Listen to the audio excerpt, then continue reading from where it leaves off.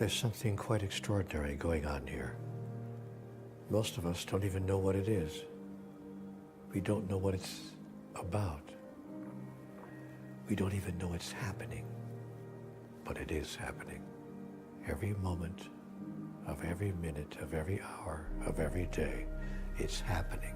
It's life happening all around us. And here's what not very many people really fully and deeply understand, much less appreciate. It's happening for a reason. There's a purpose behind it. There's a mechanism in place. There's a process that's being undertaken in life by life itself. And that process is the process by which we, as the livers of this life, as those who are living into the experience, create the experience we are living into as a means of experiencing and expressing who we really are. That life exists in all of its forms. The beauty of the night sky, the wonder of a garden of flowers, the incredible expression of humanity itself, the feeling of love, and the glory of a great idea which has just come to someone and exploded within them, an awareness of something that they can't even name, but they can feel. Ah, they say, that's me. Even as they see the night sky, they see a part of themselves there. There's a way to relate. Even as they see the flowers in a beautiful garden, they can see themselves there. There's something of beauty in me too. And look at this. I'm merely looking at myself in another form. And even as we look at other people, we can relate.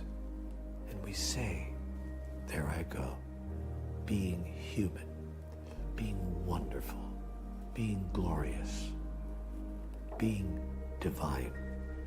There's something quite extraordinary going on here.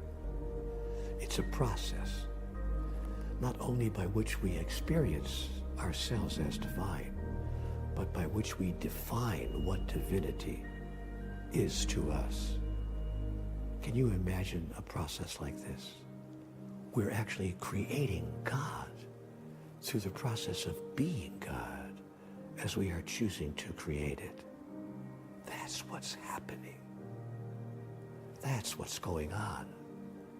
That's the miracle of life itself, flowing through you, in you, as you.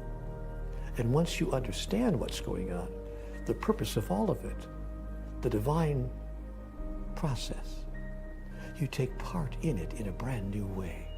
Not unconsciously, but consciously. Not unintentionally, but intentionally.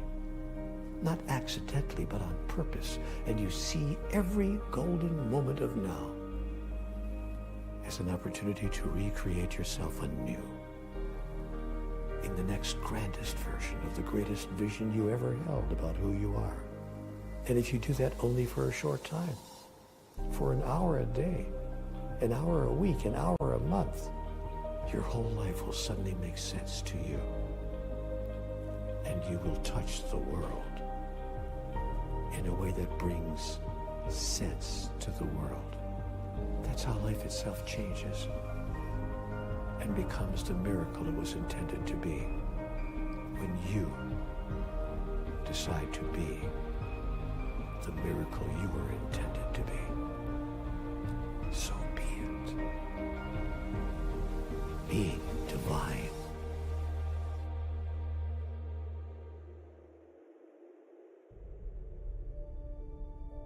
When you wake up tomorrow, the canvas of your life is blank. You can paint a completely different picture tomorrow than you've ever painted before. Your past does not equal your future. You can hit the reset button to your life at any time. I want to suggest that you hit it today. I wake up every day and say, I want to be a little bit better than I was the day before. I think if you're successful, the money will follow. Get up in the morning and invite good things into your life. I am blessed. I am strong. I am talented. I am disciplined. I am focused. I am prosperous. When you talk like that, talent gets summoned by Almighty God. Go find that person. Health, strength, abundance, discipline starts heading your way. But how many people, when they wake up in the morning, look in the mirror, the first thing they say, I am so old.